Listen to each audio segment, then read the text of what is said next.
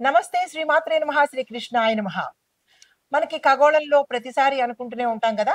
మనకి మరి సెప్టెంబర్ నెల వచ్చేస్తుంది కదా! మరి ఖగోళంలో ఏ వింతలు జరుగుతున్నాయి? ఏ గ్రహాలు మనల్ని అనుగ్రహించడానికి వస్తున్నాయి అనేది తెలుసుకోవాలంటే గనక సెప్టెంబర్‌లో మంచి మంచి రాజయోగాలతో పాటు ఆహ్, పవర్‌ఫుల్ గ్రహాలు మనకి సంయోగం చెందుతున్నాయన్నమాట. సెప్టెంబరు, అక్టోబరు ఇలాగ ముందు సెప్టెంబర్ గురించి చెప్పుకుందాం. తర్వాత అక్టోబరు. అక్టోబర్‌లో కూడా మనకి విశేషమైన గ్రహాలు, పవర్‌ఫుల్ గ్రహాలు సంయోగం చెందడం వల్ల ఇన్నాళ్ళు పడ్డ కష్టాలు కానీ, బాధలు కానీ, ఆర్థిక పరంగా కానీ, ఇంకా ఏ పరంగా కానీ ప్రజలు కష్టపడి ఉంటే కనుక, కష్టపడుతూ ఉంటే కనుక, ఈ యొక్క గ్రహాల సంయోగంలో మనం ఎప్పుడు యోగాల గురించే కదా మాట్లాడుకునేది. ఈ యోగాలలో మంచి 6 రాశుల వాళ్ళకి విశేషంగా కలిసొచ్చేలాగా ధన విషయంలోనూ, ఉద్యోగ విషయంలోనూ, తర్వాత అదృష్ట విషయంలోనూ మంచి ఫలితాలు ఇవ్వబోతున్నారు. అయితే ఈ ఫలితాలు ఇవ్వడానికి మళ్ళా మీకు ఇంకొక సందేహం రావచ్చు. మ మరి యాస్ట్రాలజీ పరంగా మాకు ప్రతిరోజు దిన ఫలితాలలోనూ, మాస ఫలితాలలోనూ ఇవి కనిపించవు కదండీ! అనే సందేహం మీకు వచ్చి ఉంటుంది. అయితే ఫలితాలు అనేవి మనకి అదృష్టము అంటే ఏంటి? కంటికి కనిపించంది. కానీ మన కంటికి ఎప్పుడూ కనిపించేది దురదృష్టమే కనిపిస్తుంది తప్ప, ఎప్పుడో కనిపించే అంటే కనిపించకుండా కనిపించే అదృష్టాన్ని ఏ మనిషి గుర్తుపెట్టుకోడు. ఇది వాస్తవం. కానీ మనకి అదృష్టాలు కలిసొస్తాయి. అలాంటి కలిసొచ్చినప్పుడు ఏముంది అనేస్తారు. కానీ దురదృష్టమే మనకి కలిసొచ్చిందనుకోండి, అంటే మనకి కనిపించిందనుకోండి, దాన్నే పట్టుకొని లాగి, లాగి, లాగి బాధపడుతూ ఉంటాము. ఇది మనిషి సహజ గుణం. అయితే ఇప్పుడు మనకి ఈ సెప్టెంబర్‌లో అనగా ఆగస్టు 31 నుంచి సెప్టెంబర్ 15 వరకు 6 రాసుల వాళ్ళకి బుధుడు, కేతు వీళ్ళిద్దరూ కలిసి యతి జరుగుతూ అంటే ఈ యొక్క సంయోగంలో యతి జరుగుతూ మనకి విశేషమైన ఆకస్మిక ధనలాభాలు. ఇంకో విషయం తెలుసా?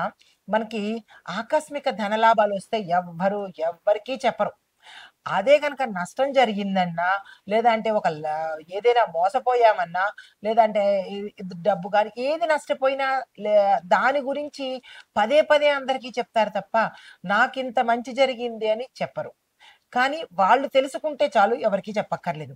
అయితే ఈ అంశంలో మనకి ఈ బుధ, కేతు, యతి సమయంలో 6 రాసుల వాళ్ళకి అన్‌ఎక్స్‌పెక్టెడ్‌గా అన్ని రంగాల్లో ఉన్న వాళ్ళకి ధనలాభము, విద్యా లాభము, వ్యాపార లాభము, తరువాత గృహ లాభము ఇలా ఒకటి కాదు అన్ని రకాల లాభాలను తెచ్చిపెడుతున్నారు. అది ఎంతవరకు? సెప్టెంబర్ 15 వరకు. అయితే ఈ లాభాలు మరి ఆహ్, ఎంత కాలం ఉంటుంది అని అనుకుంటే గనక మనకి ఆగస్టు 31 అంటే ఈ రోజు నుంచి 15వ తారీఖు వరకు ఈ యొక్క లాభాలు, అదృష్టాలు జరిగే అవకాశం ఉంది. ఈ బుధ, కేతు సంయోగం వల్ల. అయితే మరి ఏ రాశులకు ఎక్కువగా లాభాలుంటాయి?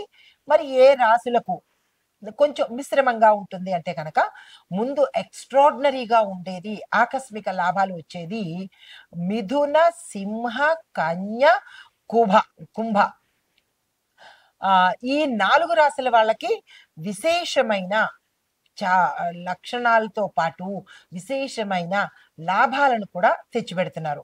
అయితే కొద్దిగా సామాన్యకరమైనటువంటి అంటే మరీ ఎక్కువ అంటే ఏ1 అయితే ఇది ఏ అన్నమాట. అందులో జెమిని, లియో, విర్గో, సాజిటేరియస్ అంటే ధనస్సు ఈ రాశులకు జీవన శైలిలో అంటే వాళ్ళ యొక్క లైఫ్ స్టైల్‌లో మార్పులు జరుగుతున్నాయన్నమాట. అయితే మరి ఓవరాల్‌గా ఈ సంయోగం వల్ల మనకి కొద్దిగా ఇబ్బంది పడే రాసులేంటంటే గనక సింహ, వృశ్చిక. ఈ రాసులు కొద్ది శాతము ఇబ్బంది పడతారు.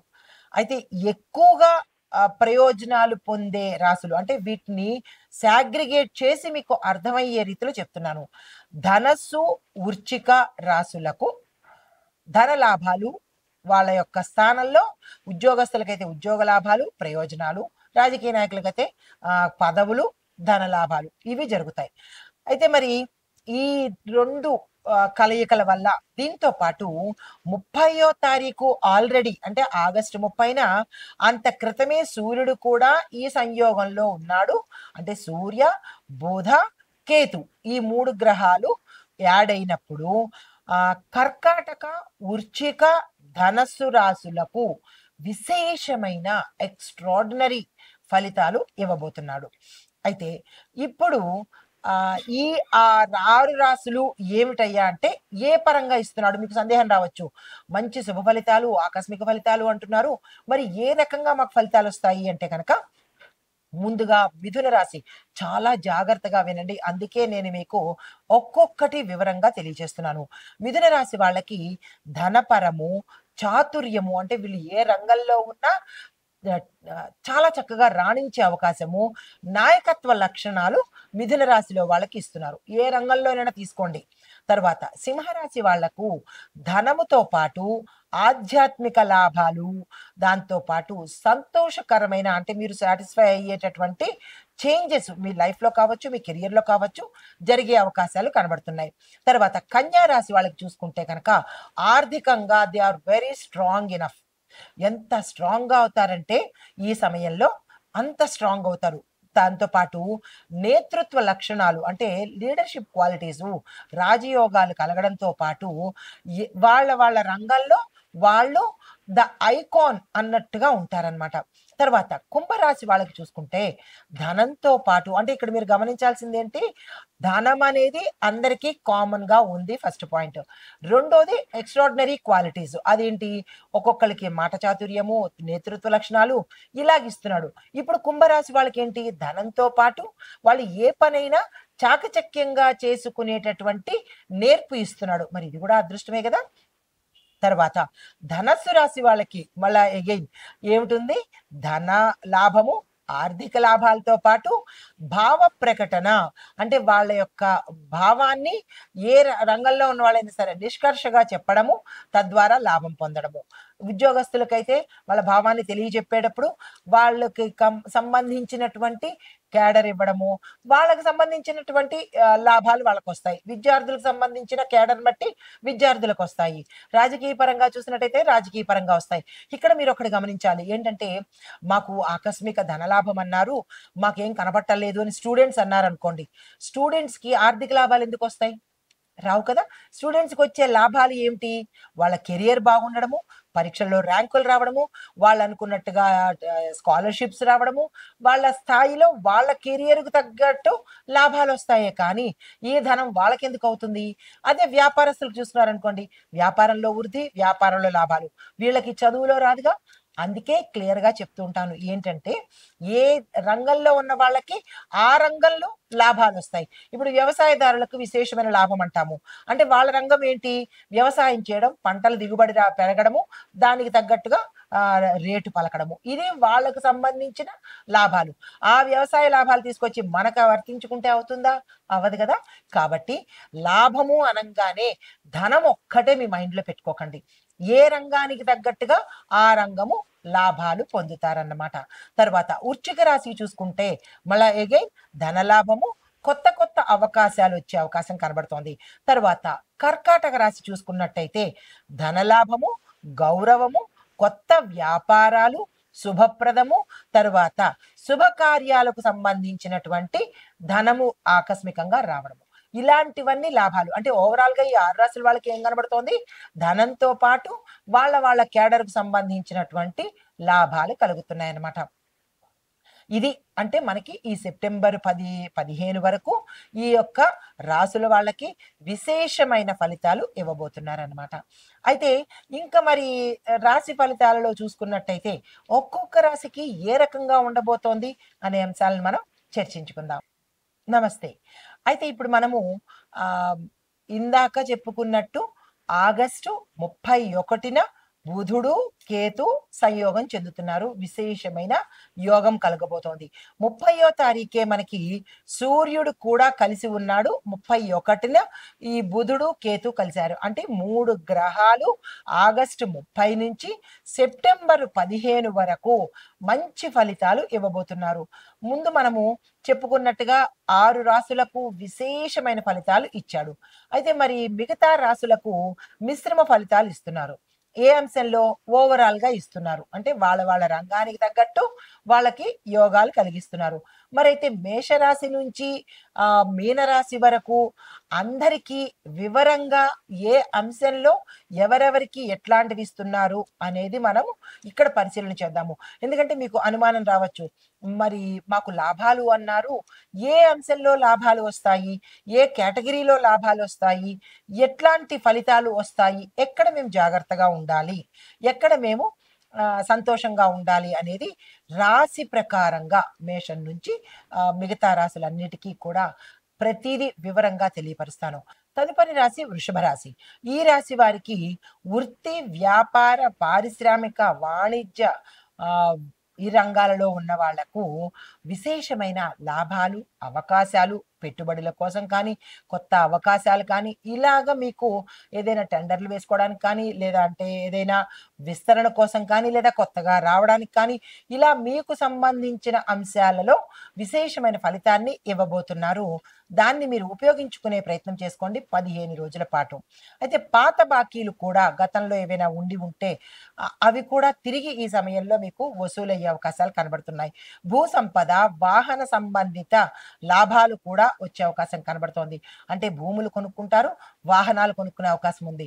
అయితే ఈ రాశిలో ఉండే వారికి భూ తగాదాలు కానీ, మీ భూమిని వేరే వాళ్ళు ఆక్రమించుకోవడం కానీ, మీకు రాకుండా చెయ్యడం కానీ, అడ్డుకోవడాలు కానీ, ఇలాంటివేవైనా గతంలో గొడవలు ఉండి ఉంటే కనుక ఆ గొడవలు సానుకూలంగా అంటే సానుకూలంగా జరిగి మీకు వచ్చేటట్టుగా గోచరిస్తోంది.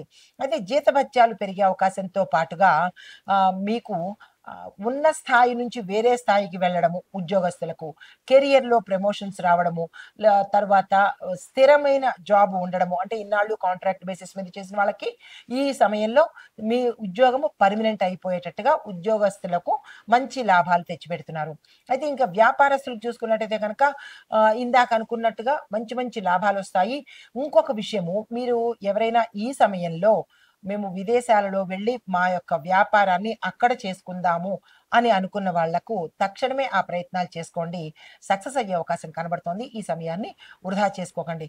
అయితే తర్వాత రాజకీయ పరంగా చూసుకున్నట్టయితే కనుక మంచి పదవులు రావడము, ప్రజలలో మీ పేరిట అంటే ఒక రకమైన నమ్మకము, గౌరవము కలగడంతో పాటుగా అధిష్టానంలో కానీ, ఇతరత్ర మీ పై వాళ్ళతో మీకు మంచి సత్సంబంధాలు ఏర్పడి, మీ మాటకు విలువ, మీకు గౌరవము పెరిగి కీలకమైన ఒక కీ రోల్, అంత క్రితం వరకు మీరు ఏదైనా ఒక పోస్ట్‌లో కొనసాగి ఉండవచ్చు. కానీ అంతకన్నా ఇంపార్టెంట్ అయిన పదవిని మీకు ఆఫర్ చేసే అవకాశాలు ఎక్కువగా కనబడుతున్నాయి. అయితే మీకు చెప్పదగిన పరిహారము, మీకు ఇష్టమైన దైవము లేదా కులదైవము, మీరు ఆరాధించే దైవము ఏదైనా సరే, మీ యొక్క కులదైవం కానీ, ఆరాధన దైవం కానీ, ఇలాగ ఒక దైవాన్ని తీసుకొని ఆ దైవం యొక్క ఆలయానికి వెళ్ళి, అది ఎవరైనా కావచ్చు, శివుడు కావచ్చు, విష్ణువు కావచ్చు, గణపతి కావచ్చు, మీ యొక్క కులదైవం యొక్క ఆలయానికి వెళ్ళి అక్కడ మీ పేరిట అన్నదానం చేసే ప్రయత్నం చేయండి. ఒక్కళ్ళకైనా, ఇద్దరికైనా, ముగ్గురికైనా మీ యొక్క సంకల్పం చెప్పుకుని అన్నదానం చేసినట్టయితే కనుక అందులోనూ పెరుగన్నం కానీ, లేదా అంటే పులిహోర కానీ, ఆ 2 మాకు అవ్వదు అని అనుకున్నప్పుడు సామాన్యమైన అన్నదానం చేసుకోండి. విశేషమైన ఫలితాలు పొందుతారు. మీ అడ్డంకులు గానీ, లేదా అంటే ఏదైనా ఇబ్బందులు కానీ ఉంటే కనుక అవి సానుకూలంగా తొలగిపోయే అవకాశం కనబడుతోంది. నమస్తే.